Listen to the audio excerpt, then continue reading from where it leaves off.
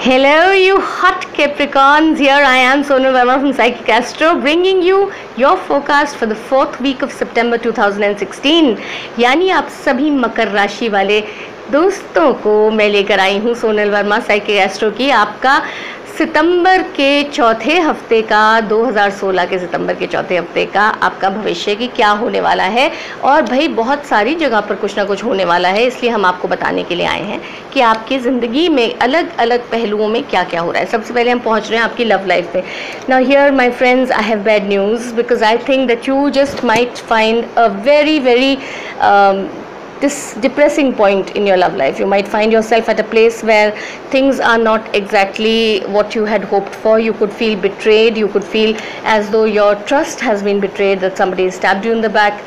It could be a situation where you're feeling miserable because for whatever reason you feel that your beloved has never understood you or is not understanding you, and somewhere is not standing with you when they should be standing with you. They are not with you, so you could be feeling miserable about this. Now I don't know how true is it, because the card seems to indicate that this is not the end of anything. This is just a process which is still happening, but you need to understand it. What I'm trying to say here is कि आपकी ज़िंदगी में बहुत अच्छा पल नहीं है आपके प्रेम के जीवन में, आपकी लव लाइफ में।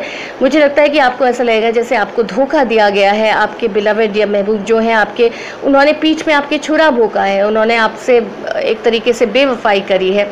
हो सकता है कि की भी हो और हो सकता है कि ना भी की हो, लेकिन आपको ऐसा महसूस होगा। लेकिन मुझे नहीं लगता कि ये अभी स्थिति का एंड नहीं है। मुझे लगता है अभी इसके आगे भी स्थिति जाएगी जिसमें बहुत सारे आपके सामने कई चीज़ें खुलेंगी ताकि आप बाद में डिसाइड कर सकें कि असलियत क्या है। पर आप इस समय पर अपनी लव लाइफ को लेकर थोड़े से चिंतित, थोड़े क्या काफ़ी चिंतित ही दिखाई दे रहे हैं मुझे। It can be a bit of a problem for you. Now as far as your home life, no, let's go with your work life first. Your work life is, what I'm seeing here is that you have made a simple mistake. You should have made a decision some time ago which you didn't. You should have decided on something and taken action on it some time ago which you didn't. I did not know why.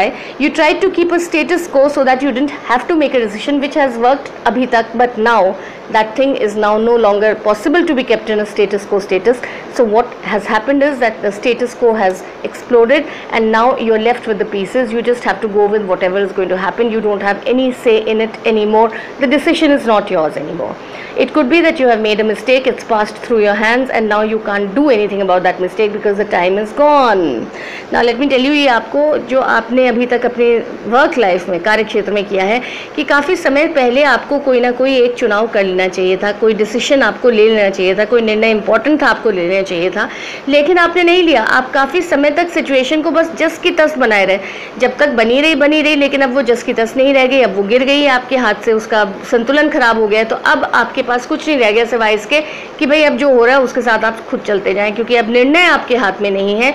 गलती आपकी थी शायद, और आपको उस चीज़ को, गलती को उसी टाइम ठीक कर देना चाहिए था, लेकिन आपने नहीं किया, आपने जस की तस छोड़ दी चीज़। तो अब आपको उस चीज़ का प्रॉब्लम आपको महसूस होने लगेगा।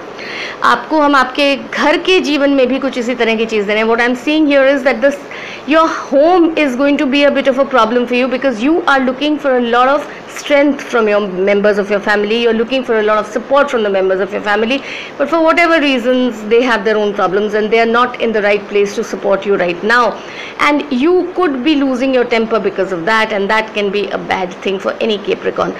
आपके घर वाले इस समय पर जिनकी आपको मदद चाहिए, जिनका आपको समर्थन चाहिए, जिनकी शक्ति आपको चाहिए अपने साथ, वो किन्हीं भी कारणों से इस समय पर वो नहीं आपके साथ हो पा रहे, और इस वजह से हो सकता है कि आप इतने नाराज़ हो जाएं।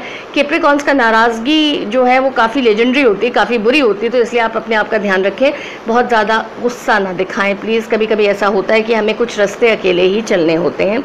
हेल्थ को भी लेकर I think this is going to create a problem with you people.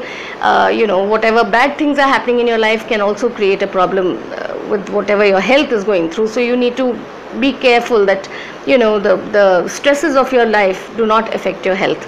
ज़िंदगी में जो कुछ भी आपके प्रेशर पॉइंट्स हैं इस समय पर आपकी हेल्थ पे बहुत आपका असर डाल सकते हैं, तो आपको बहुत ध्यान रखना चाहिए कि भाई जो चीज़ जहाँ है वो उसी जगह रहे, आपकी हेल्थ पर उसका असर ना आए। आपको ध्यान रखना पड़ेगा इस बात का। आपके लिए मैं सबसे सही नंबर इस समय पर आपको दे रही हूँ नंबर 3। सबसे अच्छा रंग इस समय मैं आपको दे रही हूँ बिल्कुल कोयले जैसा काला रंग, कोल black.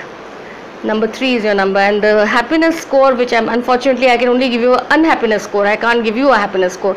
I'm giving you is 1 out of 10, but then fortunately for you, I'm also giving you a magic mantra which is going to help you deal with your unhappiness. आपसे कहा जा रहा है, मनुष्य अपने बारे में कुछ भी माने, उसे अपनी असलियत का पता विपत्तियों के बीच ही लगता है. Whatever you may think of yourself, you will only get to know your real self when the situation is adverse. When you go through a bad situation, it's only then that you learn to recognize yourself. Okay guys, so this was your forecast for the 4th week. We are going to meet you next month with a new will and with a new forecast. So till then, it's goodbye.